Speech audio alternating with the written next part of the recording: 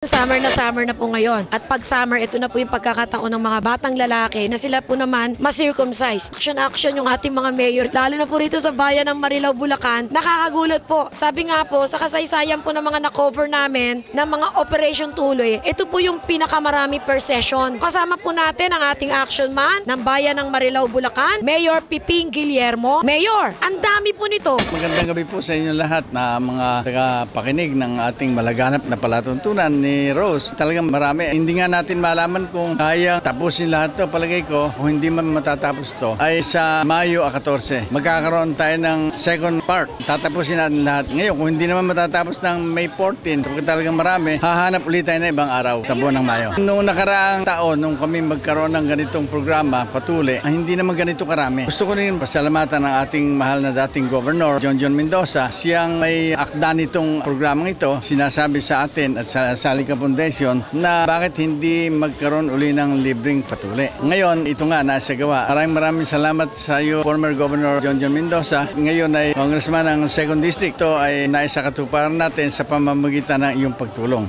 Bakit maraming laging nagpapatuli dito? Dito, bago tuliin yung mga bata, para hindi magkaroon ng problema, nilalagyan mo ng palaman yung tiyan. Binibigyan namin ng pagkain, libre. At pagkatapos, yung lahat ng gamot na gagamitin dito sa pagpapagaling nila sa kanilang sugat, patuli, ay libre din. Kaya tayo dinadagsa dito ng maraming ating mga kaibigan na gustong magkaroon ng libreng tuli. Pinagmamalaki ko po sa inyo ang Salika Foundation sa tulong po ng aming mahal na punong bayan. Talaga pong kumikilos upang mabigyan ng tulong pangkalusugan yung mga ating nasasakupan. Ang ating action man ay hindi rin tumitigil. Lahat ng aming programa hindi nagbabago. Nagpapasalamat din po ako sa ating dating gobernador na si Jonjon Mendoza dahil po sa walang hintong pagtulong din po sa Salika Foundation upang mapagpatuloy namin ang mga proyektong katulad ng ganito, libreng tuli, medical mission. Sa tulong po ng aming tinuturing na naming haligi ng Salika Foundation sa pangunguna ng aming dating Governor Jonjon Mendoza, lalong-lalo na ang ating mayor, ang ating vice mayor, Tito Santiago, ang Sangguniang Bayan. Ngayon po may katulong po kaming eskwelahan ngayon dito. Yung pong Mother Eupemia Montessori School sa Heritage Subdivision, Loma de Gato.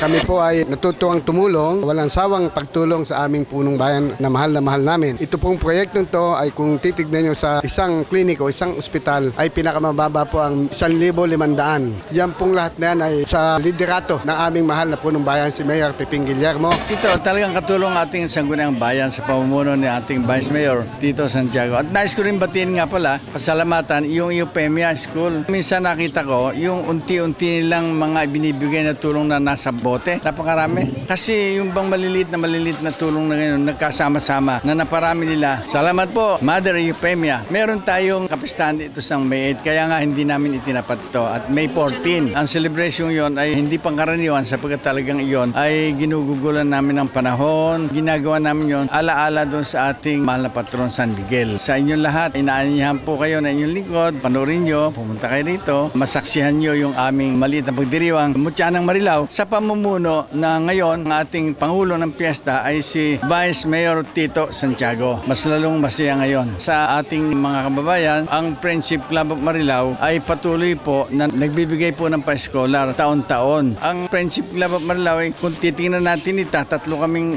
halos pinuno kami lahat. Hindi pala paramihan. Pag talagang nasa sa damdamin mo at puso ang pagtulong sa kapwa, hindi pinag-uusapan yung dami ng member. Isipin mo, merong 70 mahigit ang aming pa-scholar taon-taon. At ngayon, itong taong to, nagbigay uli kami ng pa-scholar. Sa lahat ng eskwela dito sa Marilao, meron isa, meron dalawa, meron tatlo. Pero aabot ngayon ng mga kulang-kulang 80. Tapos na lahat yung mga ating nagawang eskwelahan, umpisa naman natin ngayon yung ating municipal building. Ang aming target, not later than sa isang taon. Tatapusin natin yan. Maraming salamat sa ating mga kasama. Kayo ay tumutulong dito sa napakagandang programang to. Iparin Tony Aguilar, ang ating tagapayo. Asahan po ninyo na hindi magbabago. Ngayon ay katapusan na ang ating mga termino. Kahit na po hindi ako mayor, palagay ko hindi ko mapipigilan to. Tuloy-tuloy ito. Hanggat tayo malakas, makakaasa kayo ang pagtulong na inyong lingkod ay walang katapusan. Po ang inyong lingkod, Mayor Piping Guillermo ng Bayang Marilao. Sulong Marilao!